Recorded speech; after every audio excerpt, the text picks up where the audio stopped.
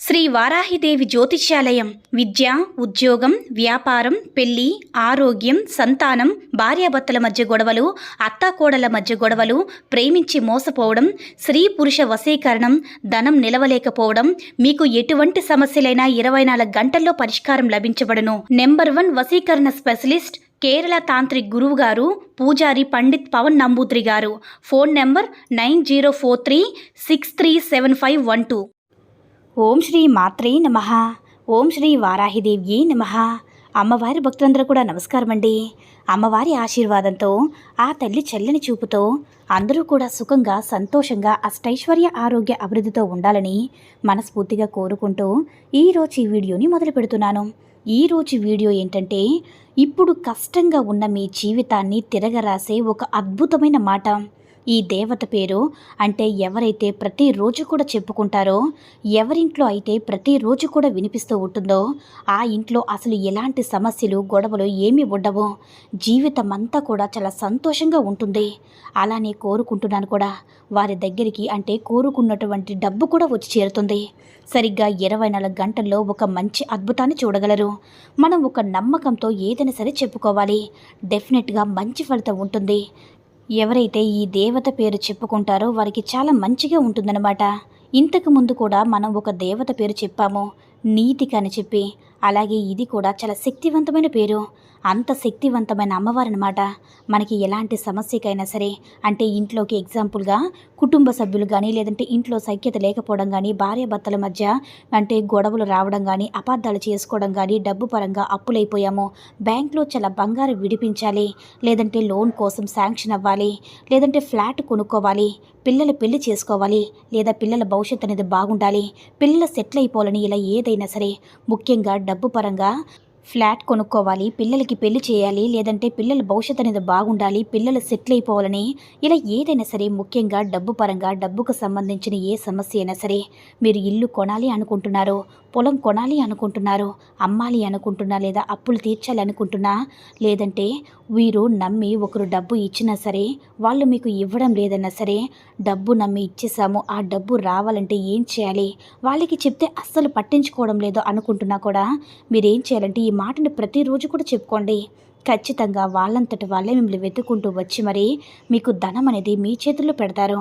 కొంతమంది మేమివ్వము, మీరేం చేసుకుంటే చేసుకోండి, నువ్వు నాకు ఇచ్చావని ప్రూఫ్ ఏంటి అని మాట్లాడేవారు కూడా చాలామంది ఉన్నారు. అలాంటప్పుడు మీరేం భయపడిన అవసరం లేదు. వాళ్ళు మీకు ఇవ్వాల్సిన డబ్బు మీకు రావాలి అనుకున్నప్పుడు ఏదైనా సరే మంచి కోరే విషయాలు మంచిగా ఉండాలి.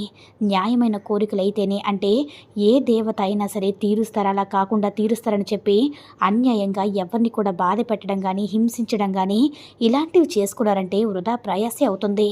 అది కూడా మీ మంచి కోరే విషయాలు మంచి కోసమే ఏదైనా చేయండి. ఖచ్చితంగా మీకు మంచి ఫలితం వస్తుంది. మరి ఇక ఏమాత్రం ఆలస్యం చేయకుండా ఆ దేవత పేరేంటో తెలుసుకుందాం.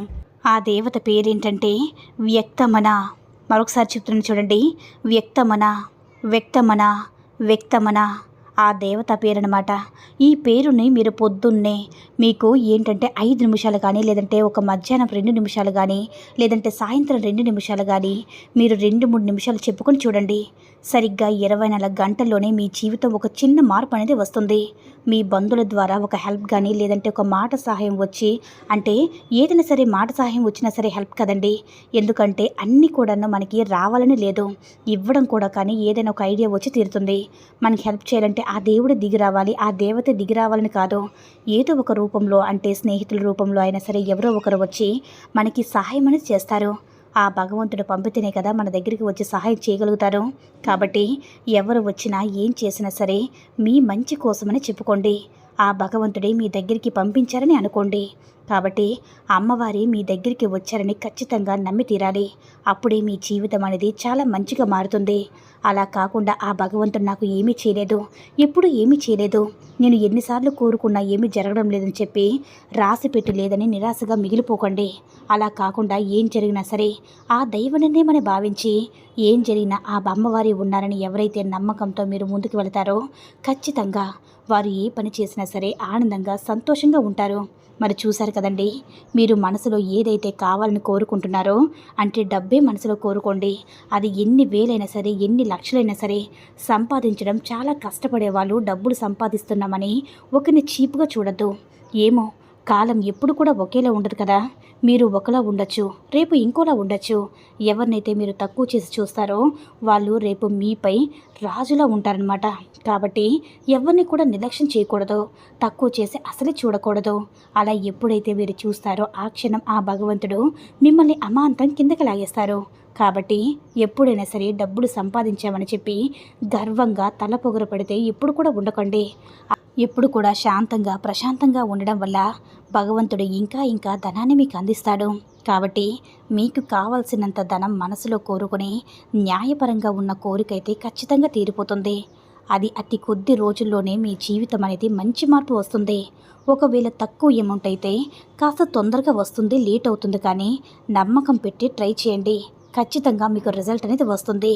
కాబట్టి ఈ వీడియో నచ్చినట్లయితే లైక్ చేసి షేర్ చేయండి. మరిన్ని వీడియోస్ కోసం మన ఛానల్ని సబ్స్క్రైబ్ చేసుకుని మాకు కొంచెం సపోర్ట్ చేయండి. సర్వే జన సుఖినో భవంతు. ఓం శ్రీ మాత్రే నమః. ఓం శ్రీ వారాహిదేవి నమః.